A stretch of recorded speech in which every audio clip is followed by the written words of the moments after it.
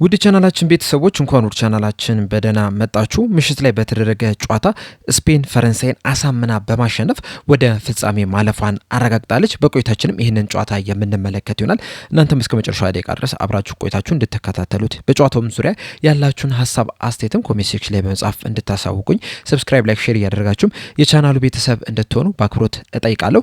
አሁን በቀጥታ ወደ ጨዋታው የምናመራ ይሆናል። አብራችሁን ቆዩ። በአሜሪካ ካናዳን እንደዚሁም ሜክሲኮ አዘጋጅነት እየተደረገ የሚገኘው የ2026 የዓለም ዋንጫ ግማሽ ፍጻሜ ላይ ደርሷል። በትናንትናው ዕለትም የመጀመሪያው የግማሽ ፍጻሜ ጨዋታ መደረግ ችሎ ነበረ። 4 ሰዓት ላይ በጀመረው የፈረንሳይና የስፔን ጨዋታም የስፔን ብሔራዊ ቡድን አሳማኝ በሆነ መልኩ ፈረንሳይን 2-0 በሆነ ውጤት በማሸነፍ የፍጻሜ ተፋላሚ መሆኗን አረጋግጣለች። የስፔንን 2 ግቦች በዚህ የዓለም ዋንጫ ላይ ለስፔን ብሔራዊ ቡድን በጣም አስደናቂ የሚባል እንቅስቃሴን እያደረገ የሚገኘው ኦያር ዛባላ 22ኛው ደቂቃ ላይ በተገኘ ፍጹም ቅጣት ምት የመጀመሪያውን ግብ ማስቆጠር ሲችል 58ኛው ደቂቃ ላይ የቶተናም ተጫዋች የሆነው ፔድሮ ፖሮ ለስፔን ብሔራዊ ቡድን ሁለተኛ ግብ በማስቆጠር ስፔኖች 2-0 በሆነ ውጤት አሸንፈው እንዲወጡ ማድረግ ችሏል። በዚህም ቀጣይ እሁድ በሚኖረው የፍጻሜ ጨዋታ ማለፋቸውንም ማረጋገጥ ችሏል። እንዳጠቃላይ ጨዋታውን ስንመለከት የስፔን ብሔራዊ ቡድን ወደ ፍጻሜ ማለፍ ይገባት ነበረ። ጨዋታውን ሙሉ ለሙሉ መቆጣጠር እችላ ነበረ። በእርግጥ አንዳንድ ስታቶችን ስትመለከቱ ያንን ነገር ላያመለክት ይችላል። አሁን ለምሳሌ በጨዋታ ላይ ብዙ ሙከራ በማድረግ ደረጃ እኩል ናቸው የነበሩት። ኢላማውን የጠበቀ ሙከራ በማድረግ የፈረንሳይ ብሔራዊ ቡድን 3 ኢላማውን የጠበቀ ሙከራ ማድረግ ሲችል የስፔን ብሔራዊ ቡድን 2 ኢላማውን የጠበቀ ሙከራ ብቻ ነበር ማድረግ የቻለው። ነገር ግን ጨዋታውን ከተመለከታችሁ የፈረንሳይ ብሔራዊ ቡድን ያን ያህል ቆሎ የሚደፋ ሙከራ አድርጓል ለማለት ትንሽ ያስቸግራል። የስፔን ብሔራዊ ቡድን በአንጻሩ ብዙ ኢላማቸውን የጠበቀ ሙከራ ባያደርጉም እንኳን ራሱ ጨዋታውን ሙሉ ለሙሉ ተቆጣጥረው እነሱ በሚፈልጉት መንገድ ተጫውተው አሸንፈው ሊወጡ ችሏል። ይሄ የ2026 የዓለም ዋንጫ ከመጀመሩ በፊት የምታስታውሰው ከሆነ የፈረንሳይ ብሔራዊ ቡድን ዋንጫውን ልታሸንፍ ትችላለች ተብሎ ከፍተኛ ግምት ተሰጥቷት ነበረ። ዓለም ዋንጫው ከተጀመረም በኋላ እያሳዩት በነበረው እንቅስቃሴም የዘንድሮ የዓለም ዋንጫ ከፈረንሳይ አያልፍም የሚሉ አስተያየቶችን ስናዳመጥ ነበረ። በተለይ ደግሞ እያንዳንዱን ጨዋታ ከተመለከታችሁ ከፓራጓይ ጨዋታ በስተቀር ሌሎቹን ጨዋታዎች ዘና ብላ ነበረ ፈረንሳይ ስታሸንፍ የነበረው። ነገር ግን የስፔን ብሔራዊ ቡድንን አሸንፋ ማለፍ ግን ሲቸግራት መመልከት ችለናል። የስፔን ብሔራዊ ቡድን ልክ እንደ ፈረንሳይ እንደ አርጀንቲና ዋንጫውን ታሸንፋለች የሚል ትልቅ ግምት አልተሰጣትም ነበረ። በተለይ ደግሞ ያለፉትን 2-3 ጨዋታዎች ከተመለከታችሁ መጨረሻ ደቂቃዎች ላይ በሚያስቆጥሯቸው ግቦች ነው እያሸነፉ መውጣት የቻሉት። አሁን ለምሳሌ ከቤልጅየም ጋር መጨረሻ ደቂቃ ላይ ሞሪኖ ባስቆጠራት ግብ ነው አሸንፈው መውጣት የቻሉት። ከዛ በፊትም በ16ቱ የጥሎ ማለፍ ጨዋታም የፖርቹጋል ብሔራዊ ቡድንን መጨረሻ ደቂቃ ላይ በተቆጠረ ግብ ነው አሸንፋ መውጣት የቻለችውና እነዚህ ብሔራዊ ቡድኖችን ስታሸንፍ ተቸገራ ማሸነፉን ተከትሎ በተለይ ጎሎችን በማስቆጠር ረገድ እስከ መጨረሻው ደቂቃ ድረስ መጠበቋን ተከትሎ ይህንን የዓለም ዋንጫ አታሸንፍም ከፈረንሳይም አታልፍም የሚል ግምት ተሰጥቶ ነበረ። በትናንትናው ጨዋታ ላይ ግን እነዚህ ግምቶች እንዳለ ፉርሽ ማድረግ እችላለች። የተሳሳቱ ግምቶች እንደነበሩ ማስመስከር እችላለች። ጨዋታውን ሙሉ ለሙሉ ነበር የተቆጣጠረችው። በእርግጥ የመጀመሪያዎቹን ጥቂት ደቂቃዎች ላይ ተመጣጣኝ የሚባል ፉክክር መመልከት ችለን ነበረ። ሁለቱም የተለያዩ ሙከራዎችን ሲያደርጉ ነበረ። ቀስ በቀስ ግን የስፔን ብሔራዊ ቡድን ሙሉ ለሙሉ ጨዋታውን መቆጣጠር ችላለች። የፈረንሳይም ጠንካራ የሚባሉ የአጥቂ ስፍራ ተጫዋቾችም ብዙ እድሎችን ማግኘት ሲሳናቸው መመልከት ችለናል። በዚህ ጨዋታ ላይ ልክ እንደ ከዚህ ቀደሙ የፈረንሳይ ብሔራዊ ቡድን 4-2-3-1 ፎርሜሽን ነው የተጠቀመው። ከሞሮኮ ጨዋታም 2 ተጫዋቾችን ብቻ ነበረ ቀይሮ ማስገባት የቻለው። ቹሚኒን በኮኒ እንደዚሁም ደግሞ ብራድሊ ባርኮላን በዱዌ ቀይረው ማስገባት ይችላል። ከዛ ውጭ ግን ተመሳሳይ አይነት ፎርሜሽን ተመሳሳይ አይነት የጨዋታ ስታይልን ይዞ ነበረ መግባት የቻሉት። እንደዚሁም ልክ እንደ ከዚህ ቀደሙ 4 የማጥቃት ባህሪ ያላቸው ተጫዋቾች በቋሚነት ሲጀምሩ መመልከት ይችላል። የስፔን ብሔራዊ ቡድንም ልክ እንደ ፈረንሳይ ሁላ 4-2-3-1 ፎርሜሽን ነበር የተጠቀመው። ነገር ግን በጨዋታ ስታይል ግን ከፈረንሳይ ብሔራዊ ቡድን ለየት ያለ ነው የነበረው። እንደዚሁም ደግሞ ይዟቸው የገቡትንም ተጫዋቾች ስንመለከት በተለይ 10 ቁጥር ቦታ ላይ የፈረንሳይ ብሔራዊ ቡድን ኦሊሴን ነበር ሲጠቀም የነበረው። የስፔን ብሔራዊ ቡድን ግን ኦልሞን ነው የተጠቀመው። ሁለቱን ተጫዋቾች ስናነጻጽራቸው ኦሊሴ በጣም አስደናቂ የሚባል ተጫዋች ነው። ነገር ግን ደግሞ በክለብ በሚጫወትበት ወቅት በብዛት የሚሰለፈው ቀኝ ክንፍ ያጥቂ ስፍራ ቦታ ላይ ነው። በተለይ ደግሞ በባየር ሙኒክ ያለፉትን 2 ዓመታት በጣም አስደናቂ የሚባል እንቅስቃሴን ማድረግ ሲችል በቀኝ ክንፍ በኩል ነበር ሲጫወት የተመለከት ነው። ዳኒ ኦልሞ በተቃራኒው በባርሴሎናም እንደዚሁም ደግሞ ከዛ በፊትም በአርቢ ሌፕዚግም እያለ 10 ቁጥር ቦታ ላይ የሚጫወት ተጫዋች ነው። ወደ ኋላም እየተመለሰም ደብል ፒቮት ላይ የነበሩትን ሪዩዝንና ሮድሪንም በደንብ ሲያገዝ መመልከት ይችላል። ላሚን ያማልም እንደዚሁም ደግሞ ቤና የተባሉትን ተጫዋቾች ራሱ ወደ ኋላ መለስ እያሉ የመሃል ሜዳ ስፍራ ተጫዋቾችን ሲያግዙ መመልከት ይችላል። ይሆናል። ይሄ ያጮት ስታይላቸው ደግሞ የፈረንሳይ ብሔራዊ ቡድን ላይ ብልጫ እንዲያሳዩ አድርጓቸዋል። በተደጋጋሚ መሀል ሜዳው ላይ የፈረንሳይ ብሔራዊ ቡድን ሁለት ተጫዋቾችን ብቻ ነበር ሲጠቀሙ የተመለከት ነው። ነገር ግን የስፔን ብሔራዊ ቡድን ሶስት ተጫዋቾችን በመጠቀም የበላይነት ሲወስዱ መመልከት ችለናል። በፈረንሳይ ብሔራዊ ቡድን በተከላካይና በአጥቂ መካከል ያለውን ክፍተት ሊያሰፉት ይችላል። ምንም አይነት ግንኙነት እንዳይኖር የስፔን ብሔራዊ ቡድን ተጫዋቾች ማድረግ ይችላል። በዛ ምክንያትም የፈረንሳይ ብሔራዊ ቡድን የአጥቂ ስፍራ ተጫዋቾች ብዙ እድሎችን እንዳያገኙ አድርጓቸዋል። በተደጋጋሚ ኳሶችን እንዳያገኙ ማድረግ ይችላልና የስፔን ብሔራዊ ቡድን በዚህ ጨዋታ ላይ የተጠቀሙት ታክቲክ በስተመጨረሻ አሸናፊ እንዲሆኑ አድርጓቸዋል። ጨዋታው ከተጠናቀቀም በኋላ ምባፔ በሰጣው አስተያየት መሀል ሜዳው ላይ ተበልጠን ነበረ፣ 3-2 ሆነን ነበር ስንጫወት የነበረው።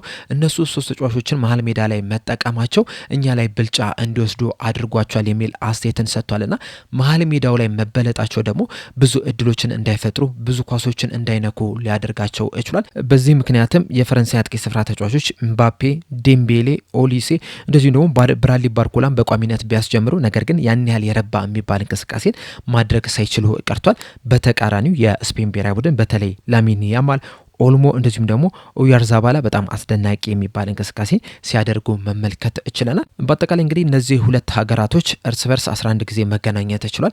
በእነዚህ 11 ግንኙነቶች ግን ስፔኖች የተሸነፉት ሁለት ብቻ ነው፣ ወይም የፈረንሳይ ብሔራዊ ቡድን ማሸነፍ የቻለው ሁለቱም ብቻ ነው። ሌላው ላይ የስፔን ብሔራዊ ቡድን ነው የበላይነት ማሳየት ቻለው። አሁንም በትናንትናው ጨዋታ ላይም ፈረንሳይ ላይ ያላቸውን የበላይነት በደንብ ማሳየት ችለዋል።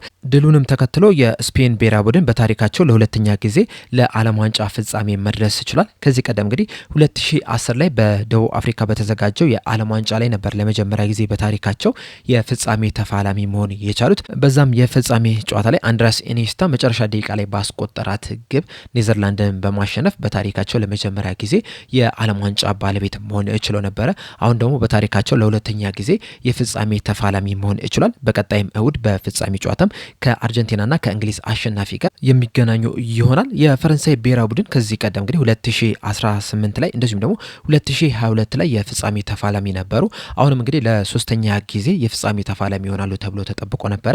ነገር ግን በስፔን በመሸነፋቸው ምክንያት ለፍጻሜ ማለፍ ሳይችሉ ቀርቷል። ኤምባፔም ለመጀመሪያ ጊዜ በዓለም ዋንጫ የፍጻሜ ጨዋታ ላይ መሰለፍ ሳይችል ቀርቷል። እንደሚታወቀው ከዚህ ቀደም በ2018 እና በ2022 ላይ በፍጻሜ ጨዋታ ላይ መሳለፍ የቻለ ተጫዋች ነው የነበረው። አሁን ላይ ግን በፍጻሜ ጨዋታ ላይ የማንመለከተው ይሆናል። ይህም ደግሞ በቀጣይ ዓመት በባላንዶር ሽልማት ላይም ከፍተኛ ተጽዕኖ ያደርግበታል ተብሎ ነው የሚጠበቀው። እስካሁን ድረስ እንግዲህ በትናንትናው ጨዋታ ተሸንፈው እስከሚወጡ ድረስ የቀጣይ ዓመት የባላንዶር አሸናፊ ይሆናል ተብሎ ከፍተኛ ግምት ተሰጥቶት ነበረ። ምናልባትም የዋንጫው ባለቤት ቢሆን ኖሮ ደግሞ የበለጠ የባላንዶር አሸናፊ የመሆኑ ነገር የመረጋገጥ እድል ይኖረው ነበር። ወይ እሱ ወይ ኦሊሴ ነበር አሸናፊ የሚሆኑት። አሁን ላይ ግን ሁለቱም ከዓለም ዋንጫ ፍጻሜ ጨዋታ መውደቃቸውን ተከትሎ ከስፔን ወይም ደግሞ ከአርጀንቲናና ከእንግሊዝ አሸናፊ መካከል የባላንዶር አሸናፊ ይመረጣል ተብሎ ነው የሚጠበቀው። በተለይ ደግሞ የእንግሊዝ ብሔራዊ ቡድን የዋንጫ ባለቤት የምትሆን ከሆነ ሃሪ ኬን የባላንዶር አሸናፊ የመሆን እድሉ ከፍተኛ ሊሆን ይችላል ተብሎ ነው የሚጠበቀው። ከዛ ውጭ ግን ወይ ስፔን ወይም ደግሞ አርጀንቲና የዋንጫው ባለቤት ቢሆኑ ግን ማን ሊሆን ይችላል የሚለውን ነገር ለመገመት በጣም አስቸጋሪ ነው የሚሆነው። ምክንያቱም በዚህ ዓመት ከሁለቱም ሀገራቶች በጣም አስደናቂ የሚባል እንቅስቃሴን ያደረገ ተጫዋች የለም። ምናልባት ባለፈው ዓመት ቢሆን ኖሮ ላሚን ያማልን ልናነሳ እንችል ነበር። በዚህ ዓመት ግን ከሁለቱም ሀገራቶች በጣም ምርጥ የሚባል እንቅስቃሴን አድርጓል ልንለው የምንችለው ተጫዋች የለም። በዚህ ምክንያት እንግዲህ በቀጣይ ዓመት ማን ሊሆን ይችላል የሚለውን መገመት አስቸጋሪ ነው የሚሆነው። በተጨማሪም የፈረንሳይ ብሔራዊ ቡድን በትናንትናው ጨዋታ ተሸንፋ ከዓለም ዋንጫ የፍጻሜ ጨዋታ መውጣቷ ምናልባትም የአሰልጣኝ ለውጥ ሊያስከትል የሚችልበት እድል እንዳለ ነው እየተነገረ የሚገኘው። በእርግጥ ከዚህ ቀደምም ይሄ የዓለም ዋንጫ ለዲዲer ዴሾ የመጨረሻው የዓለም ዋንጫ ይሆናል ተብሎ ነበር ሲጠበቅ የነበረው።